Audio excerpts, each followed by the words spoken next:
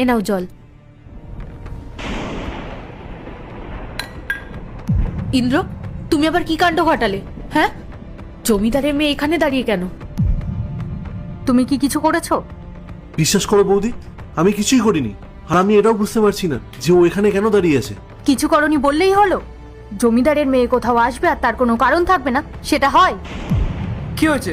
তুমি এত চিৎকার করছো কেন? আরে দেখো না, জমিদারের মেয়ে বাড়ির সামনে এসে ইন্দ্রর দিকে চেয়ে রয়েছে।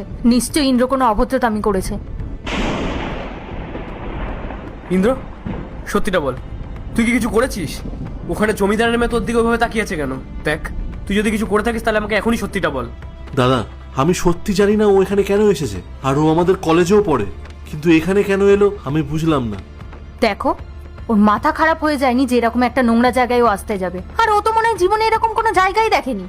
যদি ওর বাড়ির লোক জানতে পারে যে ও এখানে আছে, তাহলে কিন্তু আমরা খুব বড় বিপদে পড়ে যাব। তুমি ওকে গিয়ে জিজ্ঞাসা করো যে কি হয়েছে। দরকার হয় আমরা ওর কাছে হাত জোর করে ক্ষমা চেয়ে নেবো। দেখ ইন্দ্র, তুই আমার ছোট ভাই, আর তুই কিন্তু খুব ভালো করে জানিস যে এই গ্রামে আমার একটা মান সম্মান আছে। তুই সেটা ভাবে মাটি করে দিস না। দেখ, সত্যি করে বল, তোর দুজনের মধ্যে কি হয়েছে? আমি শুধু সত্যিটা জানতে চাই। দাদা, ও আমাকে বলছে ও আমাকে নাকি ভালোবাসে।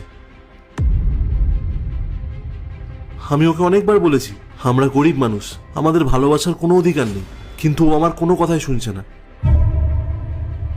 কি বললে? জমিদারের মেয়ে তোমাকে ভালোবাসে? তোমার কি মাথা খারাপ হয়ে গেছে? শোনো, আমার মনে হয় ও ভয় পেয়ে মিথ্যে কথা বলছে। ইন্দ্র, সত্যিটা বলে দাও। দরকার হয় আমরা তোমার হয়ে ওর কাছে ক্ষমা চেয়ে আসবো। বিকেল গড়িয়ে এলো, ওর বাড়ির লোক যদি খুঁজতে খুঁজতে এখানে চলে আসে তাহলে কিন্তু সর্বনাশ হয়ে যাবে। নিজের ক্ষমতা অনুযায়ী স্বপ্ন দেখতে হয় ইন্দ্র। আমাদের যোগ্যতাও নেই জমিদারের মেয়ের পাশে গিয়ে দাঁড়ানো। তুই ওকে বোঝাসনি কেন? দাদা, আমি তো পড়াশোনা করতেই কলেজে যাই, ক্লাসে ভালো পড়াশোনা করি বলে তাই হয়তো আমাকে ভালোবেসে ফেলেছে।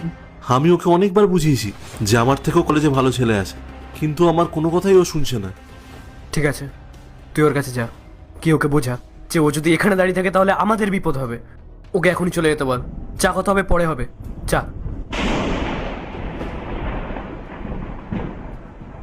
গায়ে গতরেই বড় হয়েছে, বুদ্ধিটা এখনো বাচ্চাদের মতনই রয়ে গেছে।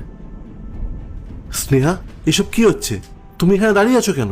তোমার জন্য আমার বাড়ির লোক আমাকে ভুল বুঝছে। তুমি আসলে কি চাও? তুমি খুব ভালো করেই জানো ইন্দ্র আমি কি চাই। আমি তোমাকে ভালোবাসি। তুমি যতক্ষণ না আমার হবে ততক্ষণ আমি এখান থেকে যাব না। স্নেহা, তুমি পাগলামি করো না, আমাদের মধ্যে কিন্তু কোনো মিল নেই। তোমাদের রাজপ্রাসাদ সমান বাড়ি, আর আমাদের কি আছে এখানে? তুমি কিভাবে থাকবে আমার সাথে? ইন্দ্র, আমি সব কিচ্ছু জানি না। আমি শুধু এটাই জানি আমি তোমাকে ভালোবাসি আর তোমাকেই চাই। আমি কোনো জিনিস নই যে চাইলেই পেয়ে যাবে। আমি একজন গরিব, আমাদের পরিবার এসব মানবে না। আমার দাদা বৌদি যা বলবে তাই হবে। তুমি এখন বাড়ি ফিরে যাও। ছোটবেলা থেকে আমি যা চেয়েছি তাই পেয়েছি, তাই আমার তোমাকে চাই মানে চাই।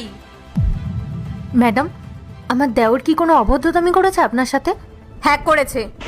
দেখলে, আমি তোমাকে বলেছিলাম না ও নিশ্চয়ই কিছু একটা করেছে। এখন ভয় পেয়ে সত্যিটা লুকিয়ে যাচ্ছে।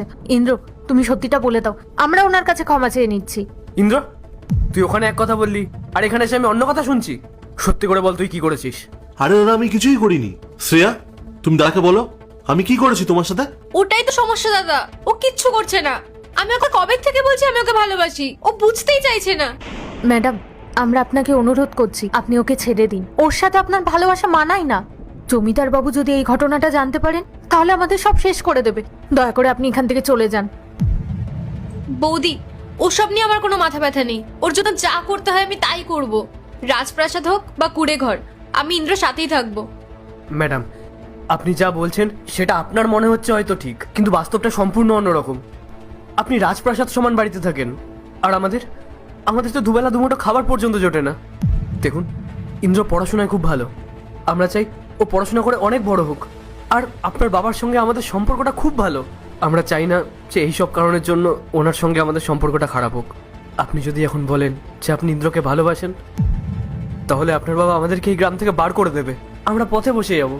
আপনি কি চান যে আপনি যে মানুষটাকে ভালোবাসেন সেইভাবে পথে পথে ঘুরে বেড়াক? আমি আপনাকে কথা দিচ্ছি, ইন্দ্র জীবন একবার দাঁড়িয়ে যাক, তারপরে আমরা নিজে গিয়ে আপনার বাবার কাছে বিয়ের প্রস্তাব দেব। ক্ষমা করুন। দাদা, বৌদি, আপনারা প্লিজ এভাবে হাত জোড় করবেন না। আমারই খারাপ লাগছে। আমি আপনাদের সমস্যাটা বুঝতে পেরেছি। ঠিক আছে, আমি চলে যাচ্ছি। ইন্দ্র, আমি যাচ্ছি ঠিকই, তুমি যদি কলেজে কোনো মেয়ের সাথে কথা বলেছো তাহলে কিন্তু খুব খারাপ হয়ে যাবে। আমি আসছি।